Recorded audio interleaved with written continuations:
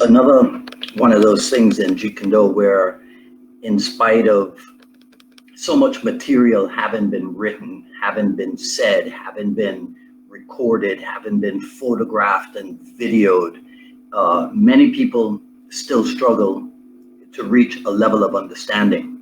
So we will take a look at how the answers, or some of the answers, or most of the answers, have been hidden in plain sight all along for at least 40 years, and why no one should really be having an issue with this aspect of Jeet Kune Do.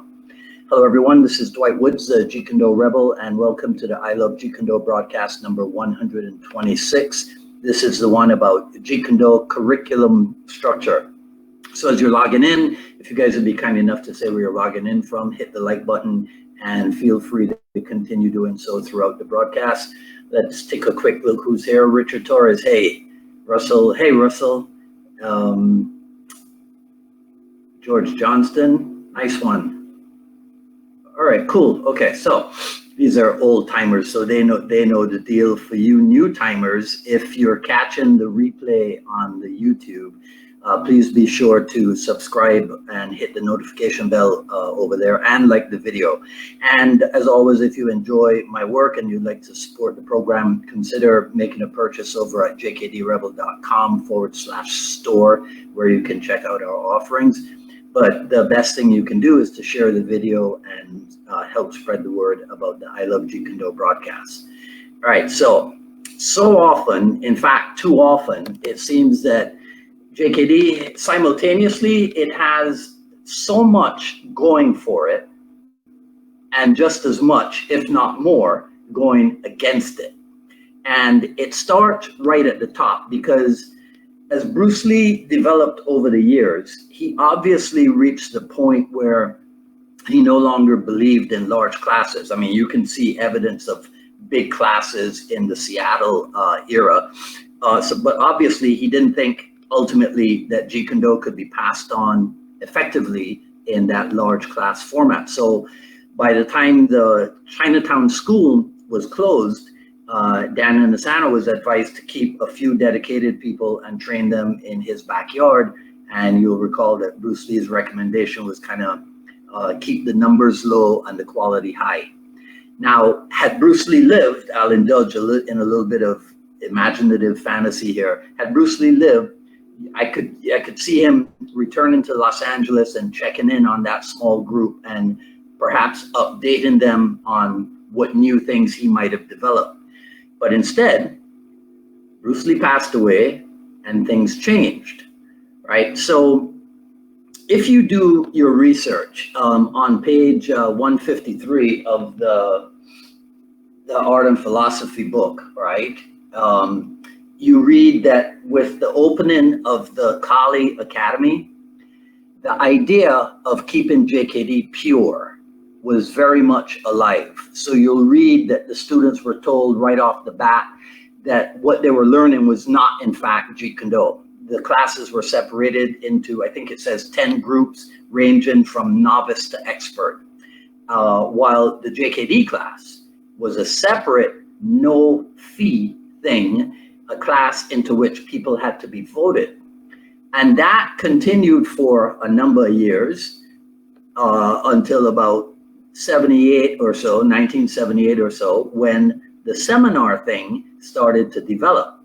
And once again, things changed, because you could say that the question became how to quench the thirst of a worldwide population thirsty for information on the Bruce Lee method. And I'll be the first to admit that that could not be an easy thing. But then again, if it was easy, everybody would be doing it, right? So, and ultimately, I would say, thank God for the development of the seminar industry, because without it, a lot of people, including me, would never have gotten anything at all. But I am not saying that getting something or getting anything is better than nothing at all. The stuff that you get, if you're a student, the stuff that you put out, if you're an instructor, should be of the highest quality possible. So right now, there are people raging against the appearance, let's call it, of the so-called Junfan series of things, you know, popping up everywhere, to quote Chris Kent. As a matter of fact, Chris Kent, my JKD senior, Chris says everything is becoming more codified and more productionized, to use his terms. And he warns that, he cautions people to keep in mind that these things were not developed by Bruce Lee himself. Instead, they were put together by other people. And Chris is right, because a lot of this is easily verified if you look inside a book like Jeet Kune Do Commentaries on the Martial Way, right? I made a note here. On page 311, there's a section called the 10 Lessons Plan, right? So it's a lesson plan for 10 sessions. And there's nothing about series this or series that. Part of the problem is that when it's people that you admire and people that you respect, and they are the purveyors of, you know, series this and series that, you might end up thinking that this is the way to go. And a lot of this came about because, like I referenced earlier, there had to be a way on seminar to disseminate the material. So charts and series came into being. And that's a great way to teach large groups of people at the same time, especially if that large group is comprised of people who might not see the instructor more than once a year. But it is not the approach to be used if the large group of students happens to be comprised of people who come to see you 2 or 3 times a week. It's not the same thing. So it should not be approached the same way.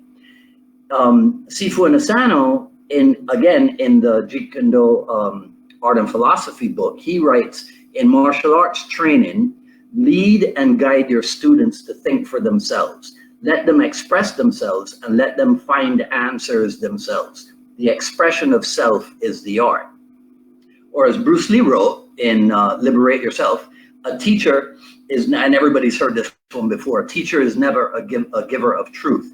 He is a guide, a pointer to the truth that the student must discover for himself. So for many years, I ran my school with no written curriculum. Sometimes what I taught on Monday would be based on whatever inspiration I might have had over the weekend. You know, if something came into my mind, then that could become a topic of instruction the following week. But as the school grew, and you know, we introduced Junior Jeet Kune Do, and then even after that, Little Dragons Jeet Kune Do. We had Adult Jeet Kune Do, and then even a separate Muay Thai class. I realized that there had to be a progression in training.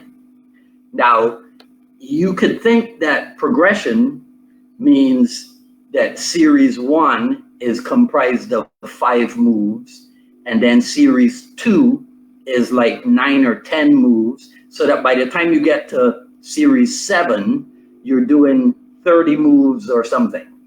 But like it says in the Jeet Kune Do kickboxing book, this one right here, right? Like it says in the Jeet Kune Do kickboxing book, while there is no such thing as a definite method of fighting, there is still a definite training progression. And one of the guidelines, to me, one of the most important guidelines in applying these progressions can be keeping in mind that Jeet Kune Do is the art of simplifying things, not of complicating things. And the truth is, a lot of these guidelines have been laid out for us in this regard, right? So let me see if I can get fancy, because, you know, I like to get fancy every once in a while. And let's see, let me not, hopefully I don't mess it up, right? Okay, so here is the first one. This is a screenshot of the 4 stages of actually in the Tao of Jeet Kune Do. So this is the Tao on page, 52.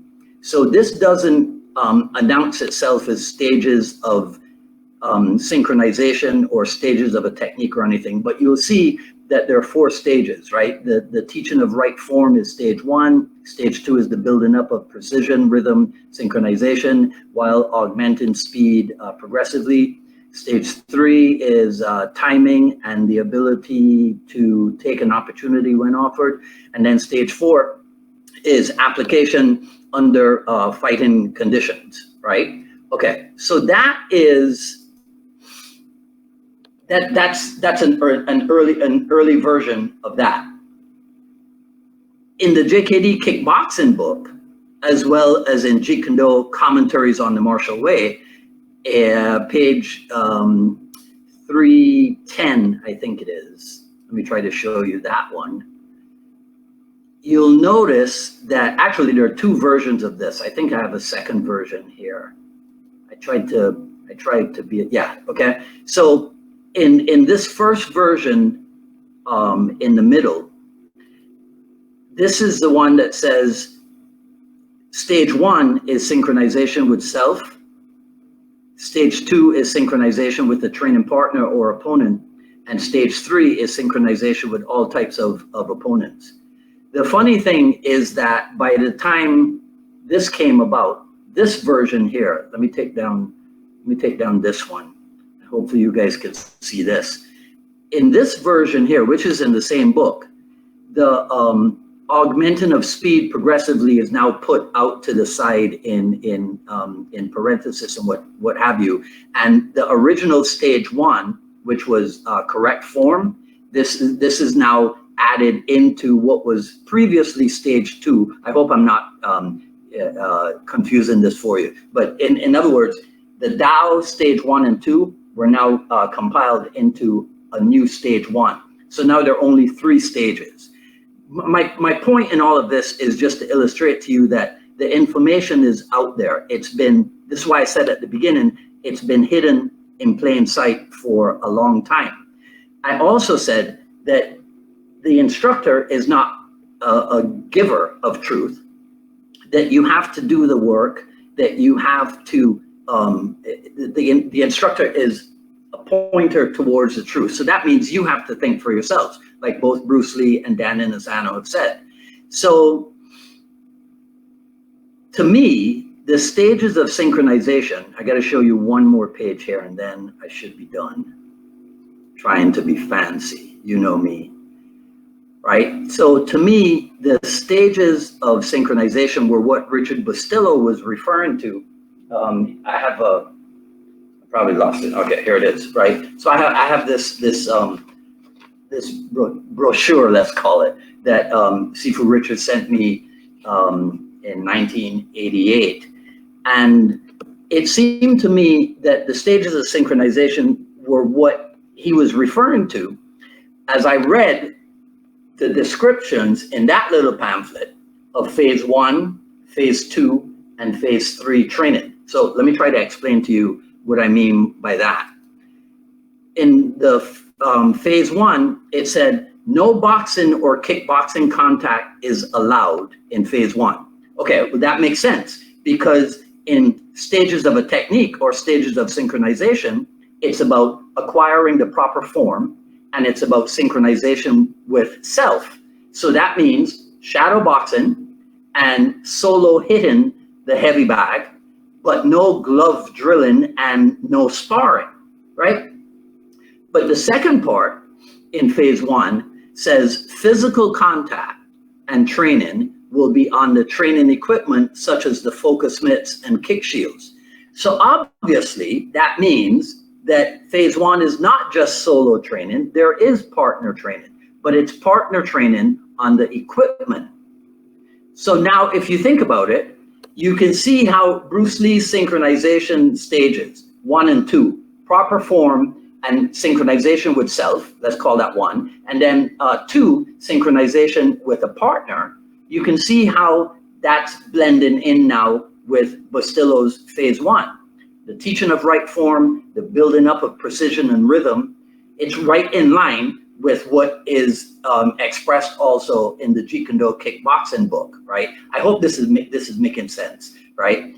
What we have here is old school Tao of Jeet Kune Do and Jeet Kune Do commentaries being blended with new school Jeet Kune Do kickboxing, right? And the movement from one level to the next is progressive because you're building on skills that have been previously acquired, as opposed to building, like a specific set of techniques and then adding on more and more sequences, right? Okay, so like I said, I hope this is not too confusing. I did realize when I was doing the quick read of this that this is probably part one of Jeet Kune Do curriculum structure. So if you have questions for me about my ideas on curriculum structure, feel free to put in the comments or send an email to jkdrebel@gmail or private message me or whatever it is that you do, right? But I want to leave you with one thing, and this is from the Jeet Kune Do commentaries book, and it's page 296. It's a section entitled The Instructor, and Bruce Lee writes, "The most essential quality of an instructor is the possession of abounding energy and enthusiasm. Training activities, if they're to be successful, must be carried on in a snappy, vigorous manner. As an instructor, you must have complete mastery of each lesson and subject." Now, I bring that up because some of the demonstrations of series this and series that kind of lack that abounding energy and enthusiasm. They're not carried on in a snappy, vigorous manner. See, and this is the danger in putting stuff out. So I put stuff out on video, online all the time.